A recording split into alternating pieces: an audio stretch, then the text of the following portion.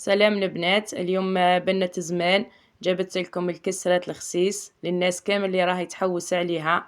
جبتها لكم بمقادير مضبوطة جدا جدا، يعني الكيل تاع 4 خبزات.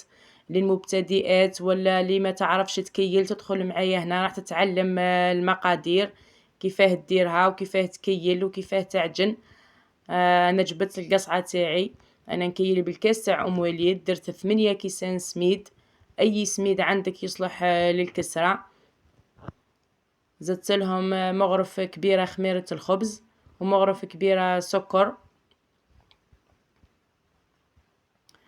قسمت السميد تاعي على زوج باش ندير له الملح. في كل جهة حطيت مغرف كبيرة ممسوحة ملح، وزدت كاس غير ربع زيت، ونبسوها ندخلوا الزيت في السميد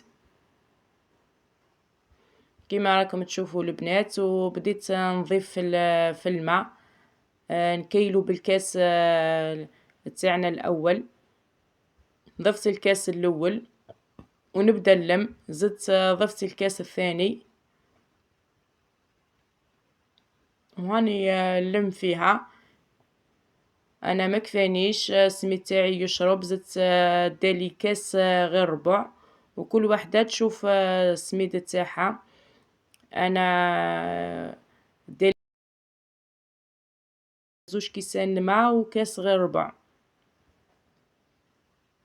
نلموها ونغطيوها ونخليوها تريح على الاقل ربع ساعه. بعد ما مرت ربع ساعه رجعت ليها باش نعجنها. واللي تحب تعجنها في البيتران تعجنها، انا قررت اليوم نعجنها بيدي. لازم نعجنوها حتى ترجع بيضة وملسة.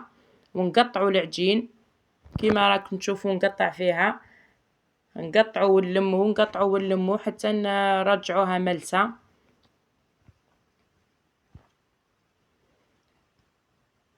دوك نقسموا العجين على 4. انا هذه العجين دارت لي 4 خبزات كبار ما شاء الله. بصح لي مبتدئه او اللي ما تعرفش تتحكم في الخبزه الكبيره تقسم العجين تاعها على 5 خبزات، راح يجيوها 5 خبزات صغيرين متوسطين تقدر تتحكم فيهم. دوك نبدا نلوز فيهم كامل هكذا زي بعضاهم. هذه المقادير يا البنات راهي مضبوطه 100%، يعني تجيكم الكسرة سوا، خاصة المبتدئات اللي ما يعرفوش يكيلو. راني درتها لكم بالكيل المضبوط. نديرهم كامل كيف كيف كما قلت لكم. انا جاوني 4 خبزات كبار، بصح نتوما تحبوا قسموهم على 5. نغطيوهم على الاقل 2 دقائق ولا 3 ونبداو نقرصوا فيهم. انا استعملت الحلال. بديت بالخبزة الاولى، نحلوها على سمك يعني يكون متوسط، ما نديروهش رقيق بزاف وما نديروهاش خشينه على خاطر يزيد تخمر في الطاجين.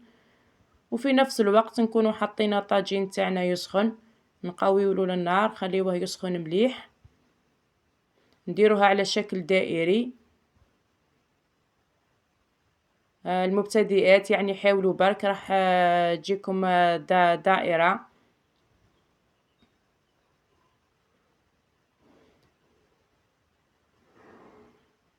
عدلوها بشوي حتى تتحصلوا على الشكل الدائري ونحطوها في الطاجين.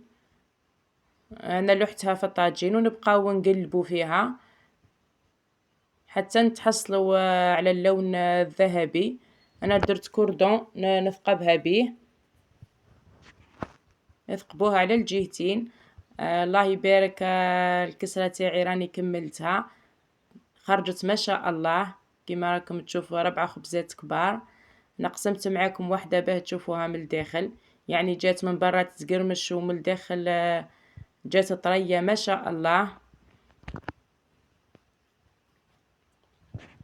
ان شاء الله تكونوا تعلمتوا معايا الكسرة على اصولها.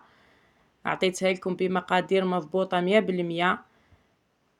ما تنساوش الاشتراك وما تنساوش اللايك في القناه باش يوصلكم كل ما هو جديد. سلام.